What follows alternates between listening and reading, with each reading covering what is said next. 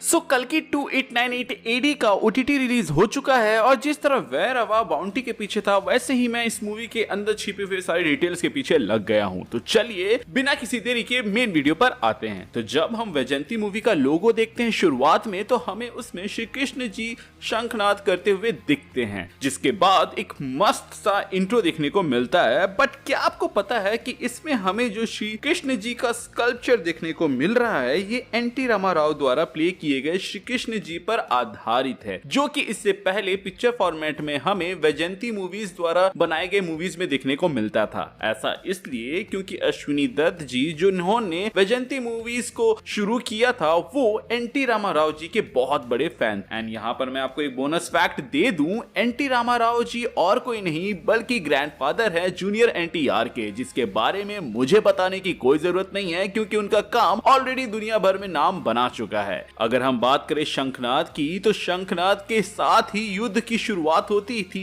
जो कि हमें यहाँ देखने को मिलता है। एज इस शंखनाद के साउंड के बाद ही हमें भीष्म पितामह दिखाए जाते हैं, जिसके बाद हमें ये दिखाई देते हैं जो कि मुझे भीम प्रतीत होते हैं क्योंकि वही पांडवों में इतने शक्तिशाली थे जो अपने बल के दम पर सामने वालों को उसकी जगह दिखा सके। प्लस इसके बाद हमें एक मरा हुआ हाथी दिखाया जाता है जो कि अश्वत्थामा होगा, जिसके मरने के बाद युधिष्ठिर यहाँ पे करते भी है। तो मोस्ट प्रोबेबली इस फ्रेम में जो हमें ये दिख रहे हैं ये भीम ही होंगे क्योंकि भीम ने ही अश्वत्थामा हाथी को मारा था। जब हमें ये हाथी दिखाया जा रहा था तब हम सुन सकते हैं कि युधिष्ठिर जी कहते हैं अश्वत्थामा हतः कुंजराहा, जिसमें वो कुंजराहा को एक मिनी पॉज के साथ बोलते हैं, जिसको आप यहाँ पर भी नोटिस कर सकते हैं। एंड नोटिस से याद आया, मुझे ये आवाज विजय देवरकोंडा की ही लगती है जिन्होंने इस मूवी के अंदर अर्जुन का रोल अदा किया है। क्या आपको उनकी ही ये आवाज लगी या किसी और की, मुझे कमेंट में जरूर बताइएगा। खैर वार के शोर की वजह से कुंजराहा वर्ड द्रोणाचार्य नहीं सुन पाते हैं और वो शस्त्र नीचे रख देते हैं, जिसके बाद धृष्टद्युम्न उनको मार देते हैं एंड उनके जन्म के समय हुए भविष्यवाणी को सच करते हैं, जिसमें कहा गया था कि द्रोणाचार्य को मारने वाला जन्म ले चुका है। इसीलिए आप आगे ये लाइन भी सुनते हो कि द्रोणाचार्य को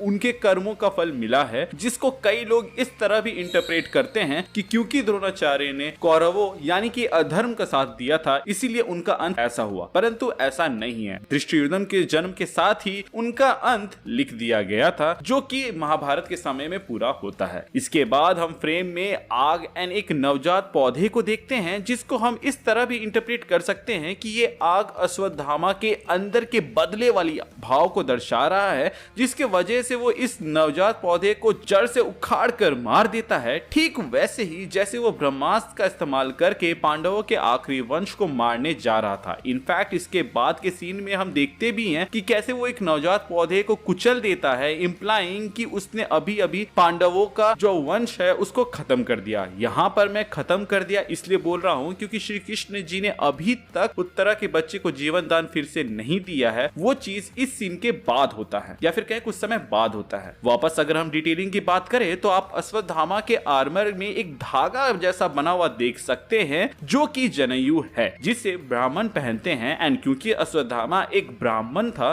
तो वो चीज को इस आर्मर में भी इन लोगों ने दिखाया है। इसके अलावा आप अगर उनके आर्मर के चेस्ट एरिया को देखो तो वहां पे शिव जी भी बने हुए आपको दिख जाएंगे, क्योंकि वो शिव जी के ही अवतार थे, जिनसे हमें ये सीखना चाहिए कि क्रोध पर काबू पाना कितना जरूरी है, वरना वो क्रोध की अग्नि में आप खुद ही जलकर खाक हो सकते हैं। एज अश्वत्थामा ने मोस्टली जितनी भी गलतियां की हैं अपने जीवन में वो सब गुस्से में ही आकर किया था, जिसमें से सबसे घंघोर पाप तो यही था कि उसने उत्तरा के गर्भ की ओर ब्रह्मास्त्र छोड़ा था, जिसको हमें यहाँ दिखाया भी गया था। जिसमें से एक बहुत ही अच्छी डिटेल मैं आपके सामने पेश करना चाहूंगा और वो ये है कि जब अश्वत्थामा का ब्रह्मास्त्र उत्तरा की ओर बढ़ रहा होता है तो आप देख सकते हैं कि आसमान में मौजूद जितनी भी बिजलियां होती है वो ब्रह्मास्त्र की ओर बढ़ रही होती है, मानो जैसे वो रोकने की कोशिश कर रही हो लेकिन उसको रोक नहीं पाती, क्योंकि एक बार ब्रह्मास्त्र निशाने की ओर चला गया तो उसको रोकना असंभव है। यहाँ पर ये दिख रही नाकाम बिजलियां असल में अर्जुन को रिप्रेजेंट करता है, क्योंकि कल की 2898 एडी में अर्जुन को दिखाने के लिए बिजली का इस्तेमाल किया गया था, एज वो इंद्रदेव की कृपा से जन्मे थे।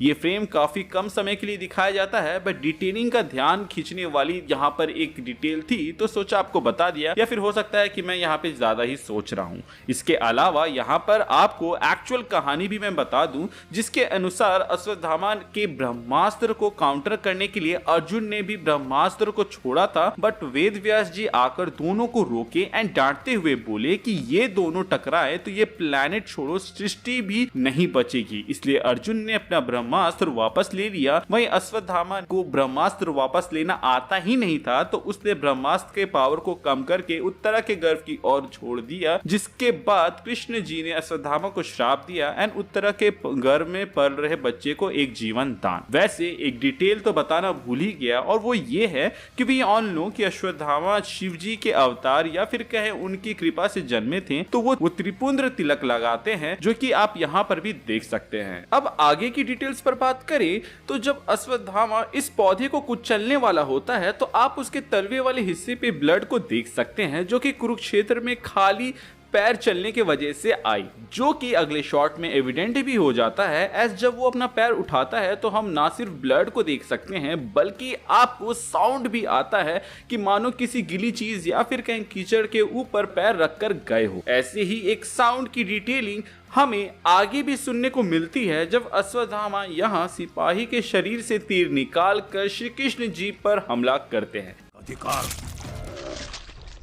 इसके बाद हमें यहाँ पर देखने को मिलता है श्री कृष्ण जी की परछाई, जिसमें मोर पंख हम देख सकते हैं। एंड जिस तरह हमें पता चला था कि कौन आ रहा है, उसी तरह अश्वत्थामा को भी पता चला था कि पीछे कौन है। एज आप देख सकते हैं कि वो भी अपने राइट साइड देखता है, ना कि पीछे मुड़ कर देखता है, और समझ जाता है कि पीछे कृष्ण जी हैं। एंड इस फ्रेमिंग को मैं यहाँ पर अप्रिशिएट करना चाहूंगा, क्योंकि ये पहला फ्रेम है जिसमें श्री कृष्ण जी पर फोकस किया जाता है एंड उनके पीछे एक डिवाइन लाइट मौजूद होती है, जैसे हमारे यहाँ देवी देवताओं के पीछे होता है, जो कि मेरे हिसाब से एक कमाल का डिटेल था। एज वहाँ कोई डिवाइन लाइट नहीं बल्कि डूबते हुए सूरज को ऐसे पोजीशन में रखा गया था मानो वो डिवाइन लाइट के जैसा काम कर रहा हो। काफी लोगों को श्री कृष्ण जी के इस पोर्ट्रेयल से इशू था, क्योंकि ना ही उन्हें गहने के साथ दिखाया गया था और ना ही भगवान के जैसा वो चमक दमक रहे थे। और मैं ऐसे लोगों के वर्ड्स को सीरियसली नहीं लेता, क्योंकि जो टीम अश्वत्थामा के आर्मर पर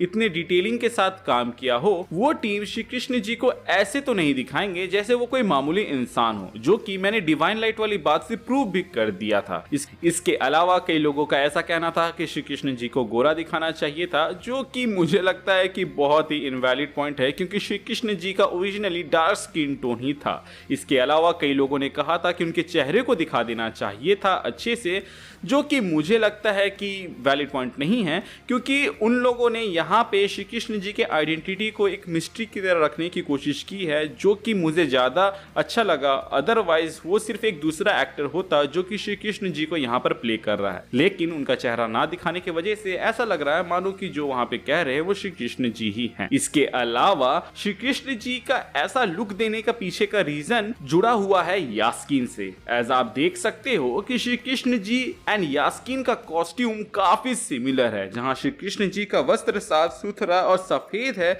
जो उनके अच्छाई को दिखाता है, वहीं यास्कीन का जो कपड़े हैं वो गंदे हैं जो कि उसके इरादों को दर्शाता है। जिससे मुझे लगता है कि मैंने जो थ्योरी दी थी कि यास्कीन श्री कृष्ण जी का डीएनए यूज करके उनका क्लोन बनाने की कोशिश कर रहा है, और वो जो प्रोजेक्ट के है उसमें जो सीरम यूज किया जा रहा है वो श्री कृष्ण जी का ही है, उसमें थोड़ी तो सच्चाई हो सकती है। एंड डीएनए का यूज यास्कीन कर रहा है, इस बात का सबूत हमें इस सेबरटूथ से भी मिलता है, जो कि काफी समय पहले विलुप्त हो गए थे, बट उसको हम यहाँ पे कमांडर बानी के साथ देखते हैं। थ्योरी को अच्छे से जानने के लिए आप हमारे पुराने वीडियोस देख सकते हैं, जिसका लिंक आपको आई बटन में शो होगा या फिर वीडियो के एंड में मिल जाएगा, जिसमें मैंने डिटेल के साथ बताया है। फिलहाल हम इस वीडियो में इस मूवी के डिटेल्स पर फोकस करते हैं, जहां हम देख सकते हैं कि अश्वत्थामा के कई बार शस्त्र से हमला करने के बाद भी श्री कृष्ण जी उसको सिर्फ एक धक्के से ही दूर फेंक देते हैं, क्योंकि उन्होंने अपने बड़े भैया बलराम को यह वचन दिया था कि वो इस जंग में अस्त्र या शस्त्र नहीं उठाएंगे,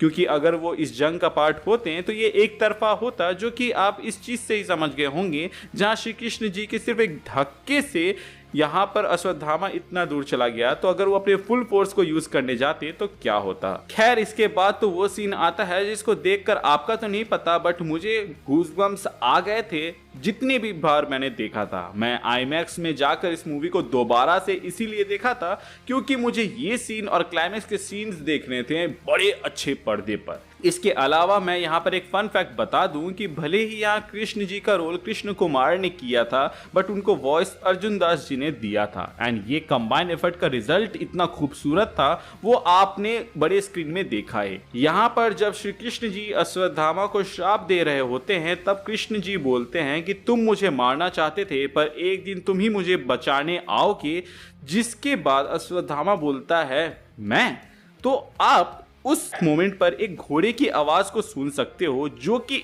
इसलिए डाला गया होगा क्योंकि अश्वत्थामा का मतलब होता है साउंड ऑफ अ हॉर्स।